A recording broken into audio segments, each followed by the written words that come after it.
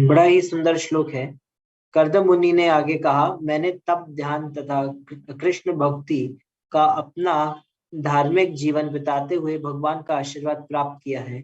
यद्यपि तुम्हें भय तथा शोक से रहित इन उपलब्धियों का अभी तक अनुभव नहीं है, किंतु इन सबों को मैं तुम्हें प्रदान करूंगा क्योंकि तुम मेरे सेवा में लगी हुई हो। अब उन्हें देखो, तो मैं तुम्हें दिव्य दृष्टि प्रदान कर रहा हूं जिससे तुम देख सको कि वे कितनी सुंदर है। बहुत ही इंपॉर्टेंट श्लोक है और हमारे लिए होप गिविंग है।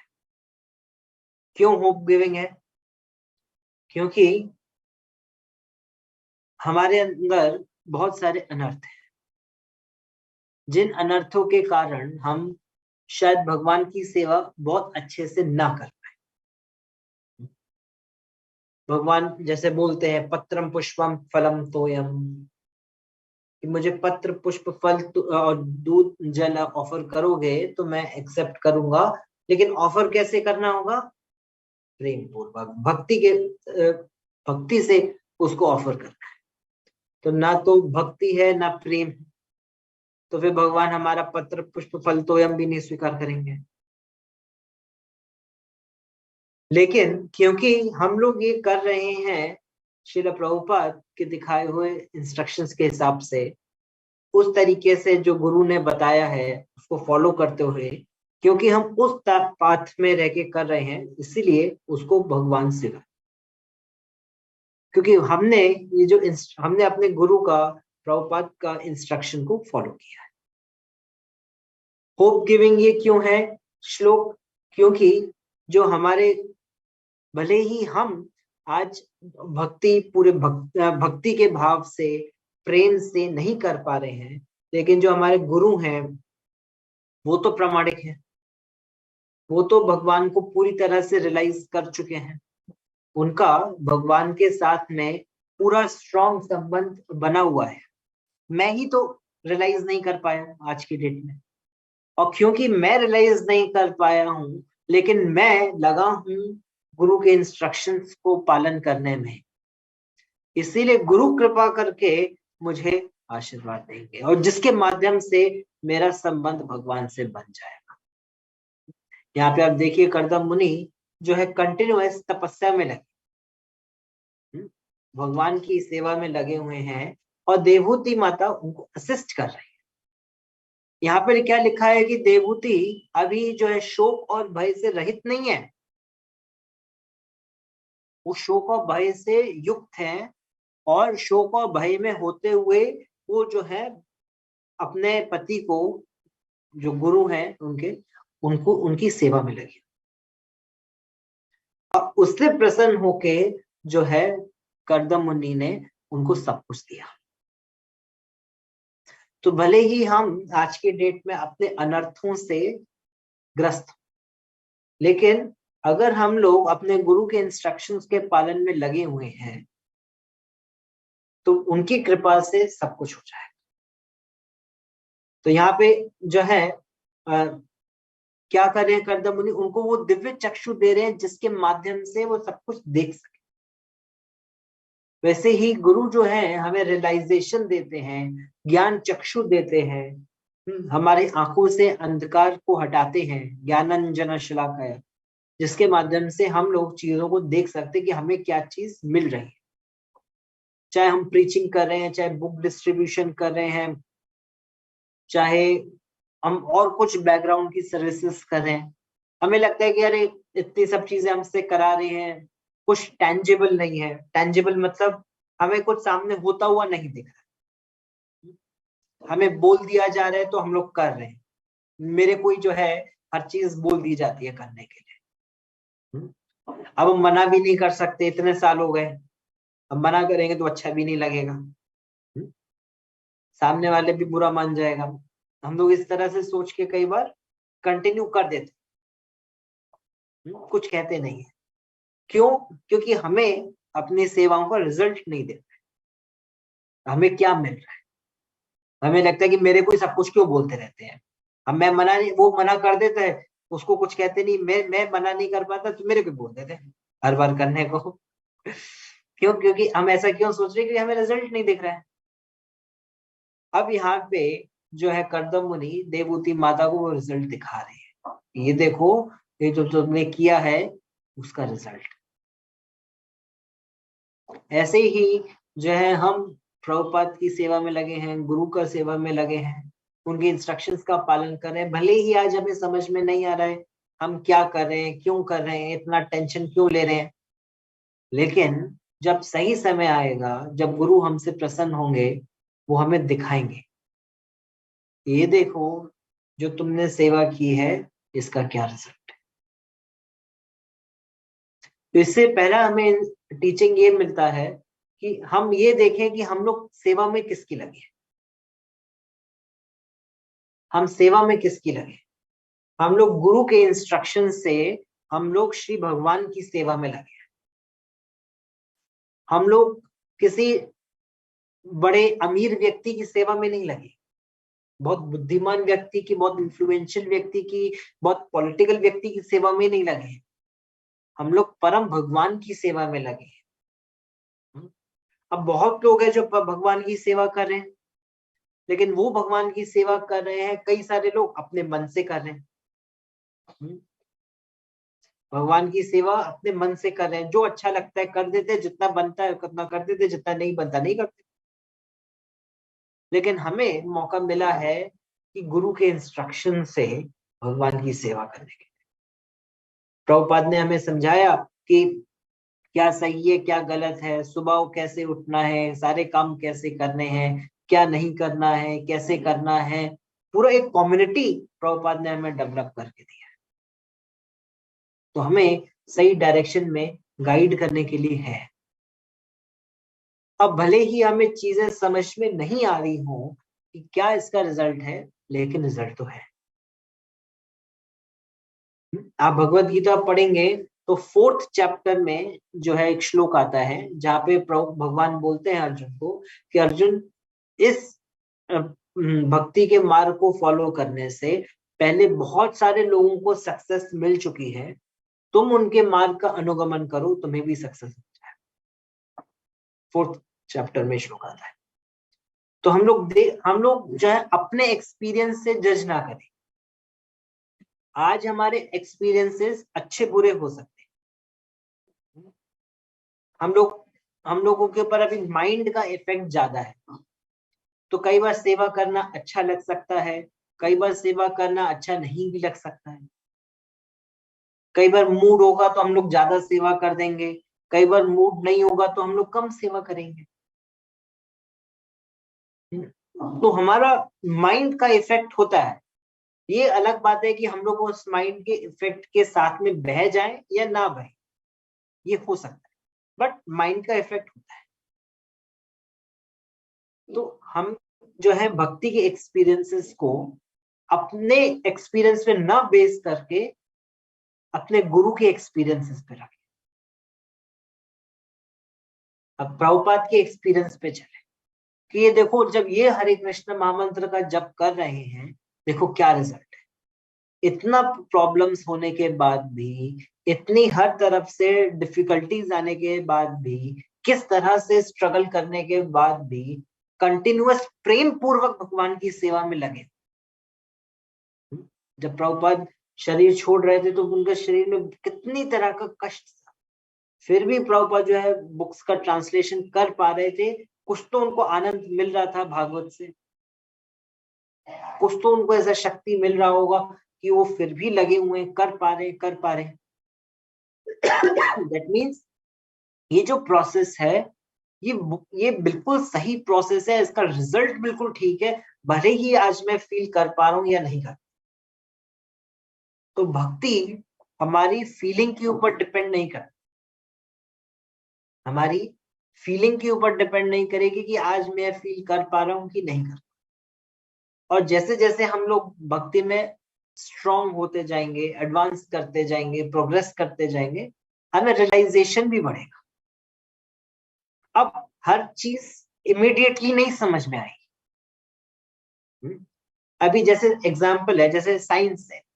अभी साइंस जो है, एक 6th क्लास का बच्चा भी पढ़ता है, 7th 8th क्लास का बच्चा भी पढ़ता है, 10th क्लास का भी बच्चा साइंस पढ़ता है, कॉलेज में वाले बच्चे भी साइंस पढ़ता है, पीएचडी करते टाइम भी साइंस पढ़ते हैं।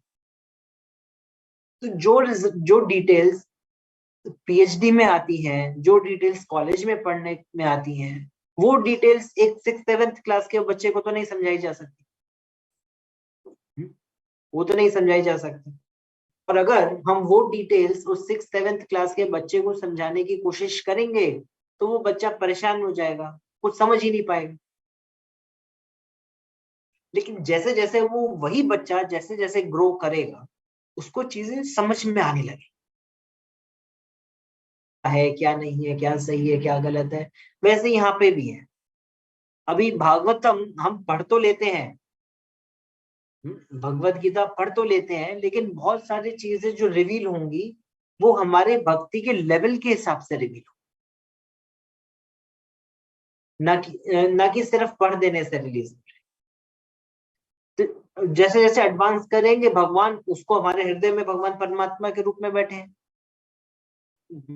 मत ज्ञानम अपोहनम च में से स्मृति और विस्मृति आती तो भगवान उसको रिवील करें।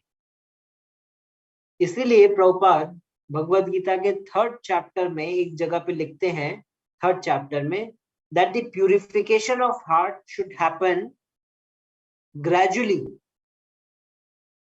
and not rapidly। इस तरह से एक लाइन लिखते हैं कि जो हार्ट का जो प्यूरिफिकेशन है वो ग्रेजुअली होना चाहिए, एकदम से गप से नहीं कर देना चाहिए। हाँ, ये स्टेप बाय स्टेप प्रोसेस है। अदरवाइज हम लोग चीजों को समझ नहीं पाएंगे। अगर हम चीजों को समझ लेना चाहते हैं, उसको अच्छे से करना हो। जैसे अब ये क्लास खत्म हो जाएगी, उसके बाद आप घर में पराठा बनाएंगे, नाश्ता बनाएंगे।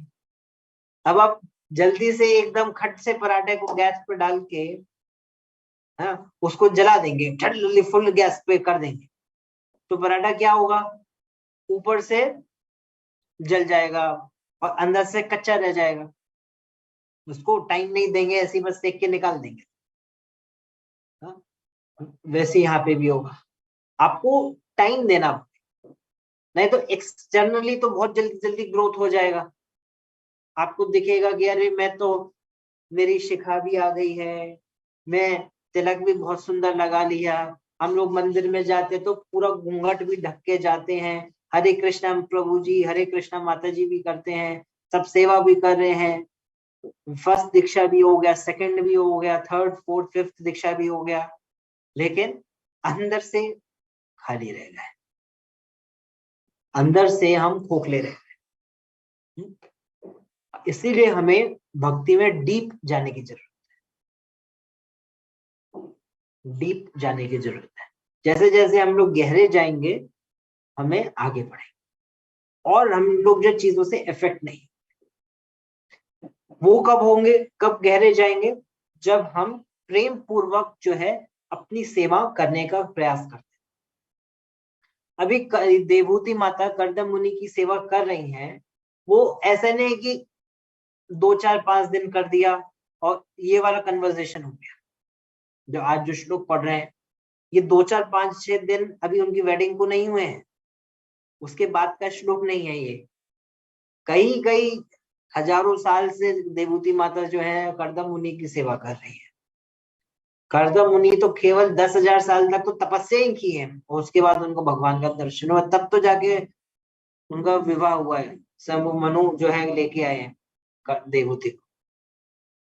तो ये उनकी वेडिंग के 2 4 5 दिन के बाद की घटना नहीं है, कई कई सालों से जो है देवहूति माता कर्दम मुनि की सेवा कर रही है, और एक निष्ठ भाव से सेवा करती जा रही है। और क्योंकि वो एक निष्ठ भाव से कर्दम मुनि की सेवा करती जा रही है, और ऐसा नहीं है कि कर्दम मुनि कंटिन्यूअस उनको फीडबैक्स दे रहे हैं, ये भी नहीं हो रहा है। देखो कितने कमाल की बात है ये कर्दम मुनि ऐसे रेगुलर ऐसे फीडबैक्स भी नहीं दे रहे हैं, फीडबैक तो छोड़ो, एप्रिसिएशन भी नहीं कर रहे हैं कहीं पे। उसे वो सब सामान ला के दे देती हैं, वो यूज कर लेते हैं, सेवा में वो अपने लगे हुए हैं, वो सामान ला के देते यूज कर, एक्नॉलेज भी नहीं कर रहे हैं कहीं पे। थैंक यू भी नहीं बोल रहे हैं। आप सोचो देवहूति माता और कर्दमुनि का क्या लेवल है, थैंक यू भी नहीं बोल रहे हैं। और देवहूति माता लगी है सेवा करने में, और कंटिन्यूअस लगी हुई है, बिना किसी एप्रिसिएशन, बिना किसी फीडबैक, बिना किसी ग्रेटिट्यूड, बिना किसी थैंक यू के।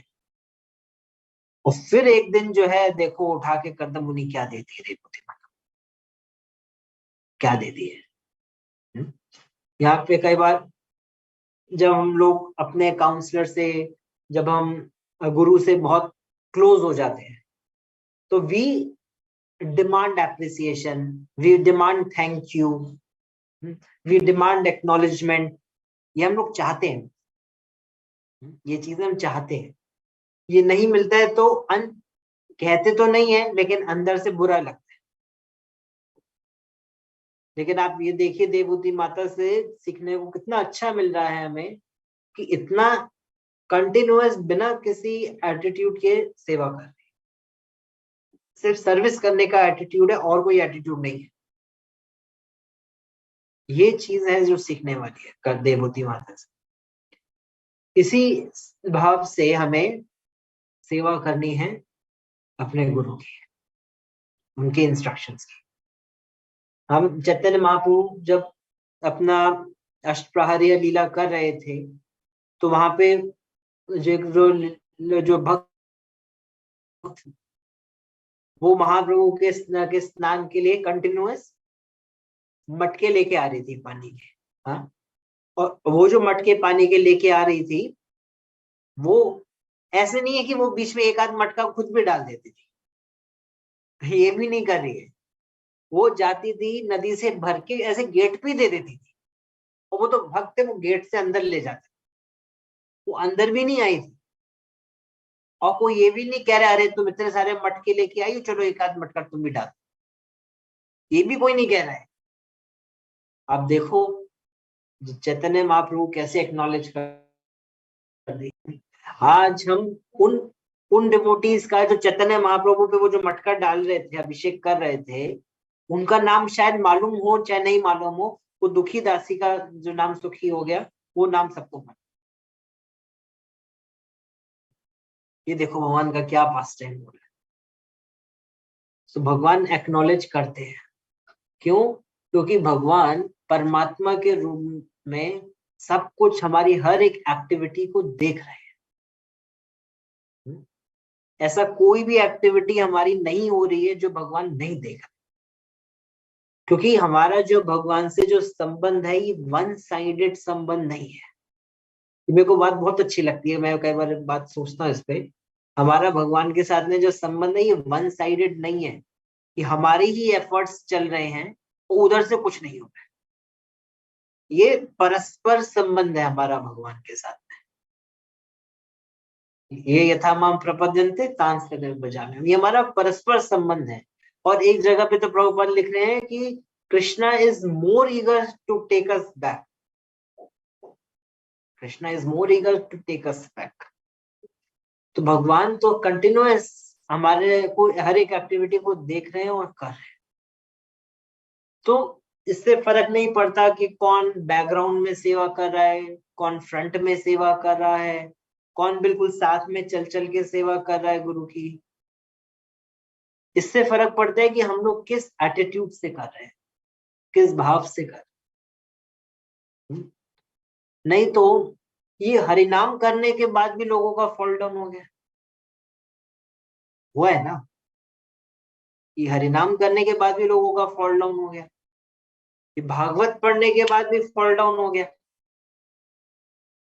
कितने ऐसे लोग हैं जिन्होंने बहुत ज्यादा भागवत पढ़ लिया और उन्होंने अपना परंपरा ही अलग कर लिया। इस्कॉन से ही ऐसे कितने लोग बाहर निकल गए, अपने आप में कथाकार बन गए, गुरुजी बन गए अपने अपने आप में, और आगे निकल गए। ये भागवत पढ़ने से ही उनका पतन हो गया। आप सोचो तो किस एटीट्यूड से कर रहे हैं हम, वो बहुत इंपॉर्टेंट है। तो हमारे जो एफर्ट्स हैं वो ऐसे होने चाहिए कि सामने वाले को प्रसन्न कर, सामने वाले के रिक्वायरमेंट के हिसाब से। अभी कर्दम मुनि की जब देवहूति माता इधर सेवा कर रही हैं तो कैसे कर रही हैं? जो कर्दम मुनि का रिक्वायरमेंट है उसको फुलफिल करते हुए सेवा, न कि अपने हिसाब से कर रही। देखो ये भी बहुत इंपॉर्टेंट पॉइंट है कि कर्दम मुनि की जो सेवा कर रही है देवहूति, वो चीज कर रही है जो रिक्वायर्ड है। कर्दम मुनि वांट्स, ये मैं चाहता हूं ये आप करो, वो चीज करिए। उनको बताना नहीं पड़ रहा, अब तुम ये करो ये करो ये करो ये करो। First class disciple, this is first class disciple. और आप रिजल्ट देखिए। तो आज भले ही हम जो सेवा में लगे हैं, हमारे अंदर हमारे को उतना एक्सपीरियंस नहीं आ रहा है, लेकिन क्योंकि हम एक प्रामाणिक गुरु की सेवा कर रहे हैं, उनके प्रामाणिक शिष्यों के एसोसिएशन में, उनके प्रामाणिक शिष्यों की गाइडेंस में कर रहे हैं, इसीलिए हमें जो रिजल्ट मिलेगा वो बहुत सुंदर होने वाला है। नहीं तो प्रभुपाद की सेवा करने वाले जो हिप्पी थे, जो कि हमेशा नशे से अफेक्टेड थे, जो हमेशा गलत काम करते थे, हर तरह से नियमों को तोड़ते थे, उन लोगों को ये रिजल्ट कैसे मिल गया कि वो भगवान को रियलाइज कर पा रहे? उनको कैसे रिजल्ट मिल गया? कुछ तो बात हुई है ना, तभी तो ये रिजल्ट मिल गया। आप देखिए प्रभुपाद ने उनको क्या नहीं दे दिया, किस लेवल पे ले आए। 1972-73 के टाइम पे जो है जर्मनी में जो है डीटी इंस्टॉलेशन, तो डीटी इंस्टॉलेशन जो है, प्रभुपाद को जाना था जर्मनी, लेकिन प्रभुपाद जा नहीं पाए थे, कुछ काम आ गया। तो प्रभुपाद ने जो है तमाल कृष्ण महाराज को भेज दिया था कि आप जाओ, जाके विग्रहों की स्थापना करो। ये बात सुनना हमें कोई अजीब तो नहीं लग रहा, नॉर्मल बात है। तमाल कृष्ण महाराज को भेज दिया वहां पे डीटी इंस्टॉलेशन करने के लिए। लेकिन आप सोचो 1972-73 में एक व्यक्ति जो कुछ साल पहले जो है पूरी तरह से पाश्चात्य कल्चर के थे, कुछ साल के एसोसिएशन से प्रभुपाद के आज भगवान के श्री विग्रहों की स्थापना कर रहे हैं। आप थोड़ा सा सोचो इस बात पे कि जो व्यक्ति कुछ साल पहले भगवान को जानते भी नहीं थे, कृष्ण का नाम भी नहीं सुना, प्रभुपाद कहाँ से लेके आए थे? न्यूड क्लब से वो लेके आए थे। हाँ, वो आज कुछ साल प्रभुपाद की एसोसिएशन, प्रभुपाद की सेवा करने से जो है आज श्री विग्रहों की स्थापना कर 1972-73। तो वहां पे तमाल कृष्ण महाराज बोल रहे हैं कि ये पूरे ब्रह्म मध्य गौड़िया वैष्णव संप्रदाय में पहली बार हुआ होगा कि जब किसी पाश्चात्य देश के व्यक्ति ने भगवान के विग्रहों की स्थापना की है। तो किस लेवल पे देखो प्रभुपाद लेके आ गए। भगवान कोई ऐसे कोई सिंपल सी चीज नहीं है कि कि किसी के भी कहने पे आ जाएंगे। भगवान कोई सिंपल ऐसे कोई चीप वस्तु नहीं है। अगर आप कोई डीटी इंस्टॉलेशन का प्रोसेस देखते हैं तो हमें देखने में बहुत ऐसे कोई नॉर्मल सी चीज नहीं लगेगी, नॉर्मल सी चीज लगेगी कि भगवान के विग्रह हैं, कुछ मंत्र बोले जा रहे हैं, भगवान के आगे जो है कुछ चीजों को रखा जा रहा है, उनको उनको अभिषेक कराया जा रहा है। ये तो कोई भी कर सकता है, ये कोई भी कर देने वाली चीज नहीं है। उसके माध्यम से भगवान उस विग्रह में प्रवेश कर रहे हैं। और कहाँ से प्रवेश करते हैं भगवान विग्रह में, मालूम है आपको? भगवान विग्रह में कहाँ से प्रवेश करते हैं? भगवान विग्रहों में प्रवेश करते हैं आचार्य के हृदय से। तो आचार्य के हृदय के अंदर भगवान जो है प्रकट होते हैं, और वहां से जो है भगवान प्राण प्रतिष्ठा के समय आचार्य के हृदय से विग्रह के अंदर प्रवेश करते हैं। ये प्रोसेस है प्राण प्रतिष्ठा का। तो जस्ट कोई उनके ऊपर दूध दही घी डाल रहा है, उससे विग्रहों की स्थापना नहीं हो जाती है। आचार्य के हृदय से भगवान जो है विग्रह के अंदर प्रवेश करते, उस लेवल पे प्रभुपाद ले आए। ये कोई सिंपल चीज नहीं है। हमको सिर्फ ऐसे एक्सटर्नल चीज दिख रही है तो हमें पता नहीं चलता है। तभी तो जो है विग्रहों की स्थापना जो है वो जो है प्रॉपर शास्त्रों के हिसाब से शुद्ध भक्तों के उसमें की जाती है, इंस्ट्रक्शन। आप देखो क्या रिजल्ट हो गया। तो भगवान भी हमारी सब सेवा स्वीकार करे। आप सोचो, हमने अपने किचन में, जहाँ पे बहुत सारी और भी चीजें रखी है, घर के खाने के बर्तन भी रखे हुए हैं, हाँ, बहुत सारा इधर उधर एडल्ट्रेशन हुए हुए मसाले रखे हुए हैं, बहुत सारा नकली घी भी रखा है जो हमें लगता है असली है, उसकी बनी हुई चीज भगवान रास बिहारी खुद खा रहे हैं।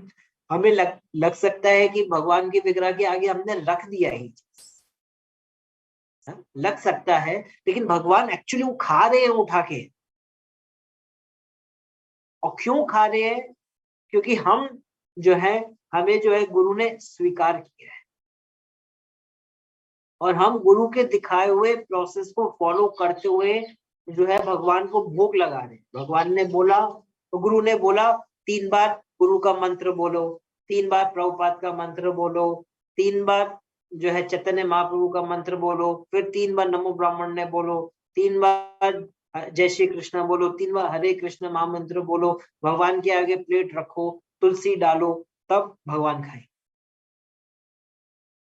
क्योंकि उन्होंने बोला, इसलिए भगवान वो चीज खा रहे हैं, भले ही वो घी मिक्सिंग हुआ है, एडल्ट्रेटेड है, फिर भी भगवान उसको खा रहे हैं, क्योंकि शुद्ध भक्त की गाइडेंस में उनकी इंस्ट्रक्शन की वजह से कर रहे हैं।